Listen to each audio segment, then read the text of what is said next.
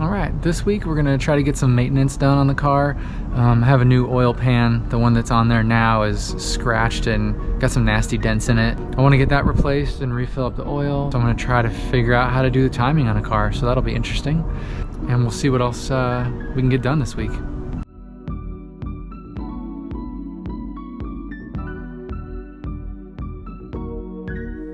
The other half of this key, unfortunately, is inside the ignition switch.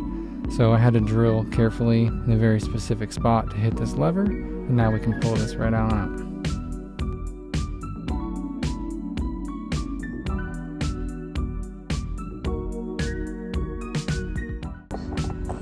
Alright, so reinstallation is supposed to be as simple as this. Ooh, that sounded good. Yeah, that was satisfying. I don't have any battery or anything connected, I just want to see. Yeah, we're in business. She's been beat up pretty good. Probably because it was running so low to the ground. I'm not sure, but got a new one here, new gasket.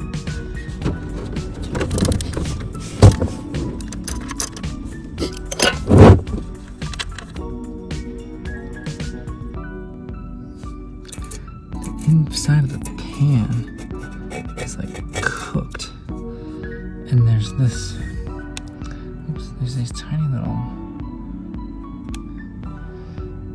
that looks like metal. That's probably not good, huh?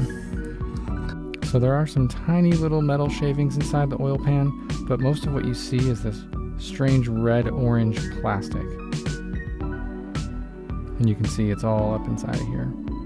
All of that red stuff was this cap. It was just crumbling to pieces, and it must have just been falling inside.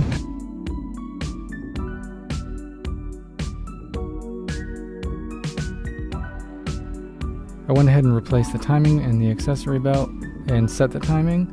I didn't really want to take up too much more time in this video, but I did notice the alternator is not aligned up with the other pulleys. It's about a 1/2 inch off.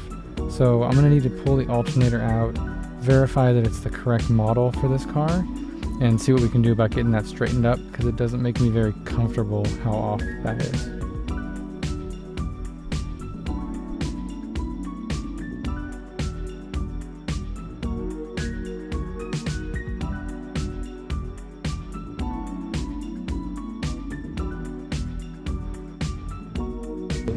Top bracket's up here, but the bottom bracket down here, I mean, there's no way for it to go 1/2 inch to the left. So after looking around online for many hours, it looks as though my alternator is just missing part of the bracket, or something's missing, and it's going to be a pain to try to find a replacement for it.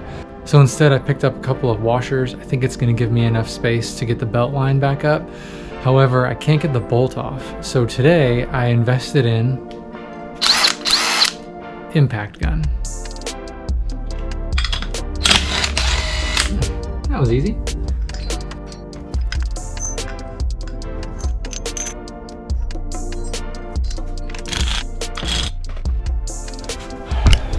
All right, now let's go see if it fits. So it's not absolutely perfect, but it is pretty darn close to being aligned, and I'm a lot less worried about that belt snapping now.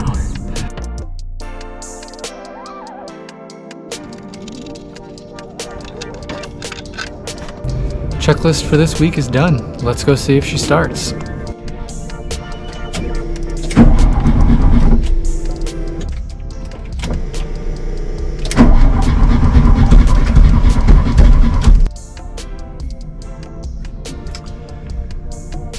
Not what I was hoping for.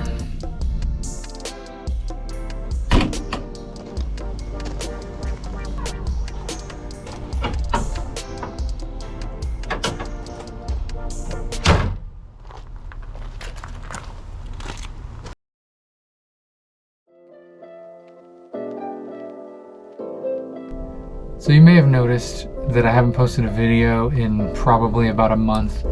You just saw a couple of moments ago the GTI is still not starting. Just got really frustrated. I don't know, I just wasn't having fun. And so I intended on posting this video about a month ago and just saying I'm just gonna take some time off, but I was just so frustrated I couldn't even do that. Sometimes fixing cars is a lot of fun, and sometimes it sucks. I know it'll get better at some point, and you know, I'm just gonna be real with you guys. I'm not gonna just edit out all the parts where it's not fun and make it seem like everything is always a great time. I have some ideas on what could be going on with the car, so in the next few weeks should have some more videos. Thanks for hanging in there with me. I'm sure at some point we're gonna get this thing started up and it's all gonna be worthwhile. Until next time.